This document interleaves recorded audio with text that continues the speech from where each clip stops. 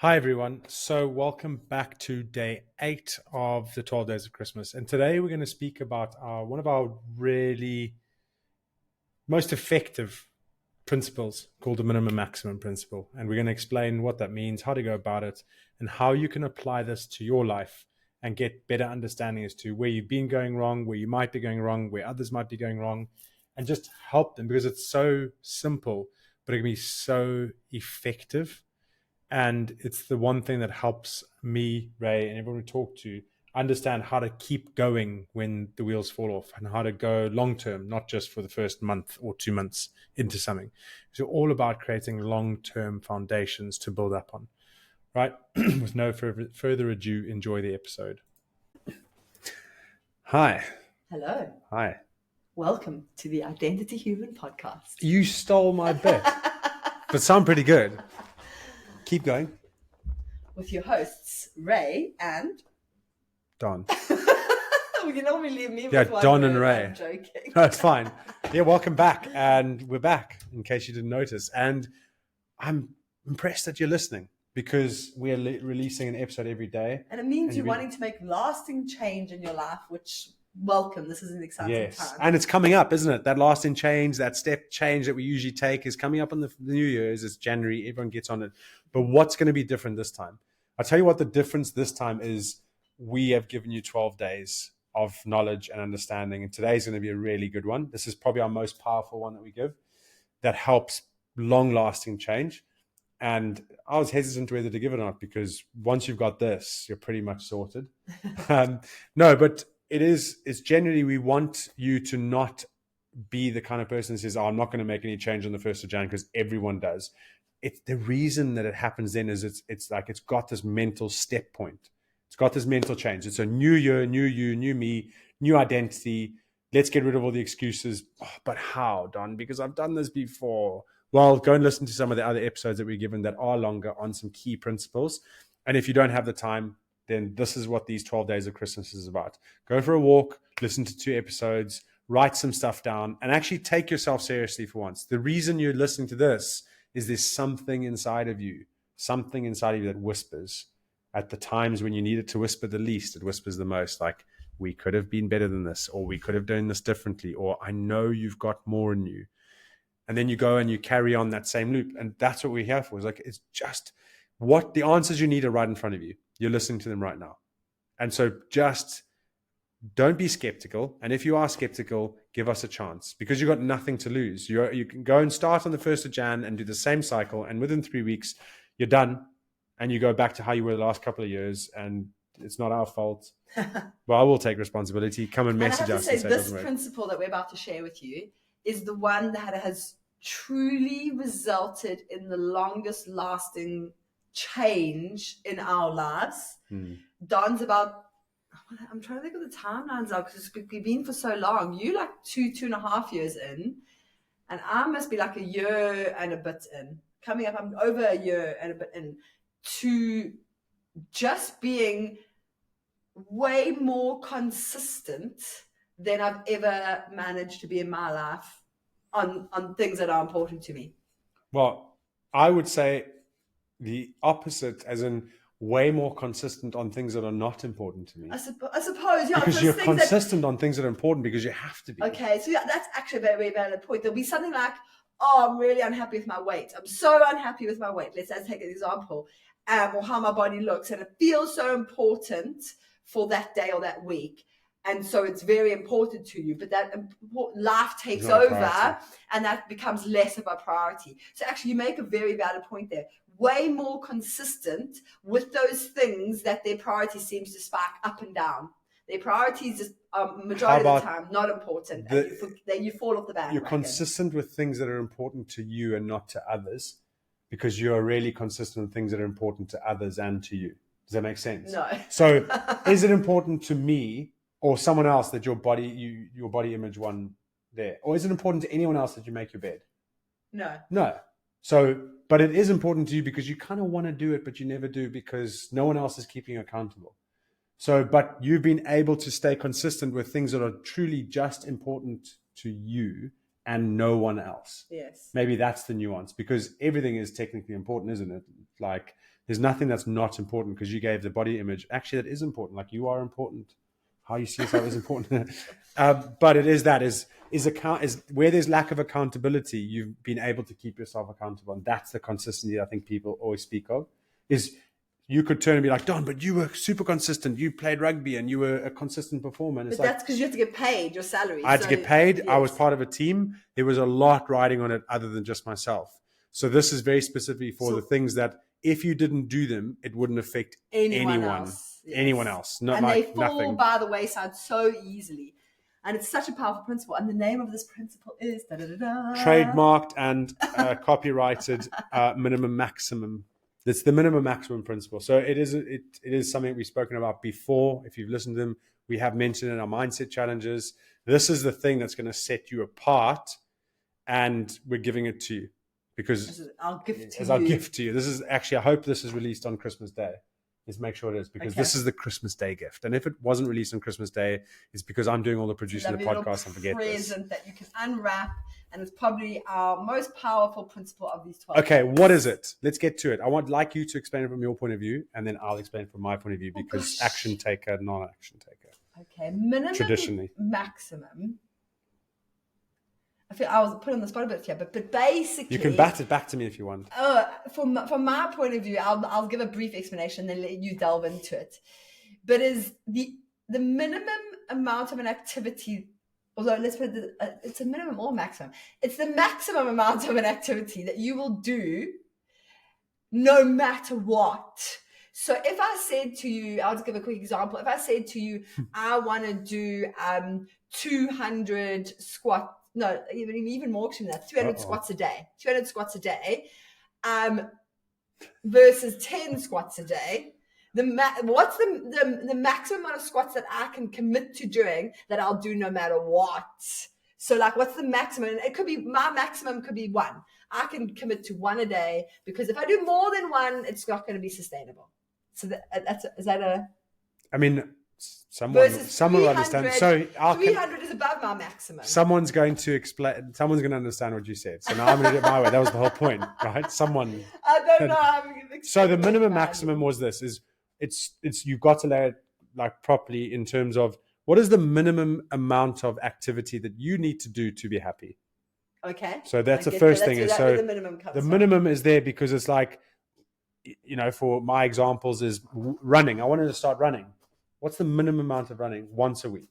I mean, I have physical mastery of this. You have the cognitive, so I'll let you explain. So I have the. What do you mean the physical? I also have the physical. No, I'm joking. So it is about the minimum, because if we don't have a minimum, it becomes too much, because we can increase that minimum too high. So if, in Ray's example, she was like 10 squats, but actually, you might want to start with what's the minimum you're going to commit to doing every day? What's the smallest thing that you can actually do to make sure that you're taking action? Mm-hmm. Now, the maximum comes in. It's like, oh, okay, well, what's the maximum there? It's like, what is that maximum point that you're never going to go above as your minimum? Mm-hmm. So you may start off at 1, and then you're going to build, and you recognize this pattern. You're going to build, and you're going to get to 10, and you're going to get to 20, and you're going to get to 30 squats a day. Then you get to 200 squats a day, and you're like, yeah, nailing this, 200 squats a day. But then you have a kid, bang, that's gone out the window. Or you get a job, and something happens. You can't get that 200 squats a day because your maximum was too high. We both didn't have it. So the minimum that you want to have, and the maximum is, what is that set point, that point that you're never going to increase just because you can? And so for Ray's example is the 10 squats. That's her minimum maximum. It means the minimum she's going to do is 10, but the maximum she's ever going to raise that to is 10. Anything above that is a bonus. So if you have that to fall back on. Yes. It's kind of like people get a New Year's resolution, or on their birthday, they're like, I'm going to go to gym, and I'm going to go to gym 5 times a week. They go to gym 5 times a week for 3 weeks, and then suddenly there's a week where they only manage to go 3 times, and they almost be like, oh, what's the point? So they do none. So people go, it's like all or nothing. How do we stop that all or nothing? Nice it's link. Knowing that there's an absolute minimum that you will always fall back on. Because of Newton's law. So you want to be scientific here. We want to keep momentum going, but we don't have to keep sprinting to keep that momentum. So your minimum maximum is a great example. If you want to go to gym 3 times a week, great, as your ideal, but your minimum maximum is 1. 1 times a week. One times a week for the next year. If you go 3 times a week, great. But in that week that you've got lots going on, you just can't get there 3 times. You're going to go, my minimum maximum was 1. The maximum is, let's put it this way, in a different way. It's your ceiling that you put on the minimum commitment. The minimum commitment, yeah. Okay. So that's how you want to make sure it's 2 different things. The minimum amount that you're going to try and do, but it has to have a ceiling so that your ego can't overtake that and ruin your progress. Because that's what the ego wants to do. It's either going to stop you completely, or it's going to poker you into going, yeah, you can do more. Come on, you can go. Just do more. You can do 5 days a week. Hold on, I was doing I was doing the ego voice. You can do 5 days a week. Or maybe make it 6. Or we got 6 this week. So you want to put it in place early, so that when that ego starts to take over, whack, you know that you've got what you've set in stone and you stick to that. And you want to anything avoid above that's great. That situation, if we keep using gym as an example, where you've got a gym contract and it's been like 3 months since you've been, just have that once a week as your minimum maximum. So no matter what happens in your life, that you can commit to that. And the other weeks are just bonuses, so that you know that is your consistent, regular thing. And the way Don and I have implemented this in our lives, and I very much follow Don's suit, is we've created a daily minimum maximum. And I must say that this one has given us one of the most powerful changes. So if you are bold enough, try and create what's the daily thing that you could do that would only take you a minute. For us, well, come and do the challenge and we'll tell you the rest of this. Okay, you don't want to we're on 11 minutes here, and it's but the challenge we're going to launch on the 2nd of January, because we're giving you a day to recover from hangovers and all that kind of stuff, because the last night of drinking. More about this. The challenge is generally based all around this, and it's free, because we want to show you guys how to apply this with the energy, with some more principles put in there, and actually give you what a daily minimum maximum can look like. Remember, we got 4 kids, multiple businesses. We're as busy can be. So if you're listening to this and go, I don't have time for this, you're wrong, right? We're here to call out your nonsense, but also to show you how you can apply this and think for yourself, because we're going to give you stuff that worked for us. We're going to give you stuff that worked for other people, and then you're going to know how to apply it for yourself. So in January, we every few months we run a free 5-day challenge, and it's 5 days to basically there's a principle given to you each of the days. But one of the core ones is going to be around the minimum maximum. We're going to really help you to build out and experience your own minimum maximum.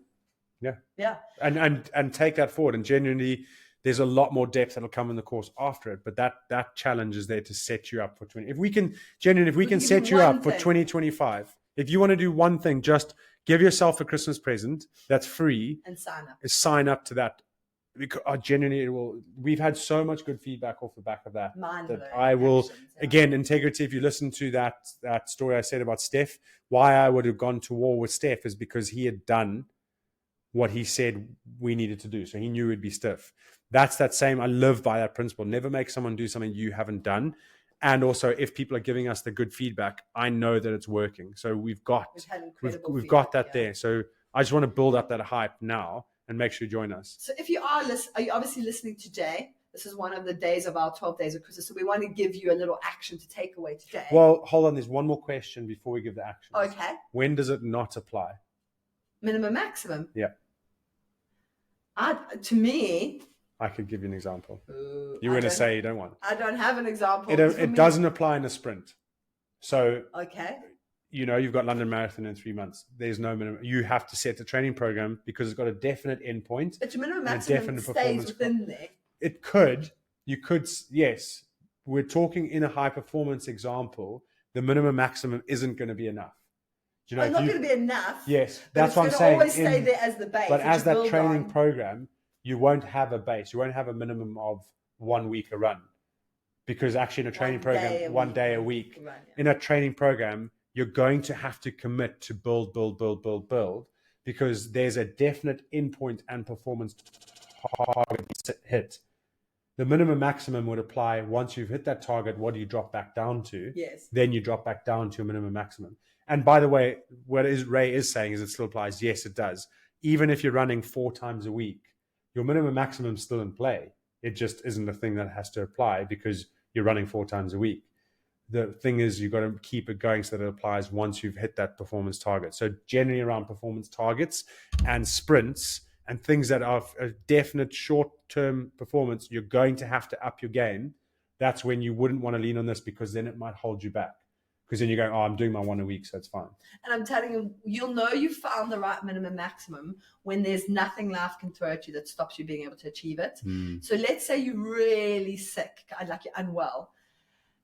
It can even just be moving, like doing like moving your body in that so way. So that's what you were trying to say earlier, isn't it? If you had a daily minimum maximum of 3 exercises, even within that, you need to have a minimum maximum. Yes, so that means if you when go you're to sick, gym once a week. Yeah. Like if you go to gym once a week and you're unwell the whole week, there's nothing stopping you doing 10 minutes of some body weight exercises, just gently moving your body to tick that box. Which you would do at gym normally. Yes. But because you're now not at gym, you can take that one thing that you always do. Yeah. And do but that's using exercise as an example. Yeah. So for today, as the action that we would like you to take is, what we're going to do, saying that 2 things. Down. Write down your own minimum maximum that you're going to apply to, or reflect on one thing you've tried to start in the past that you failed, and think, going back where did you not have a minimum maximum because you kept going too much, you kept building too much, and then see if you can apply, like if it's 3 days a week, go to 1 day a week. If it was, a certain lifestyle of eating, instead of trying to cut out sugar and just cut out one type of sugar or one food group within sugar that has sugar in it, and that's the thing that you don't touch anymore. Yes. And see how you can build off the top of that. Okay. Yeah? Happy? Yeah. Okay, well, I really hope that you got as excited as we do about this, because it generally is, that's one of the most useful things that we can give. And to really experience this principle, like we said, join our 5-day challenge. It's free. It's fun. And it'll transform you. So thanks for listening. And remember, we are who we are through others. That's Ubuntu. So I'll work on me for you if you work on you for me. Have a great day.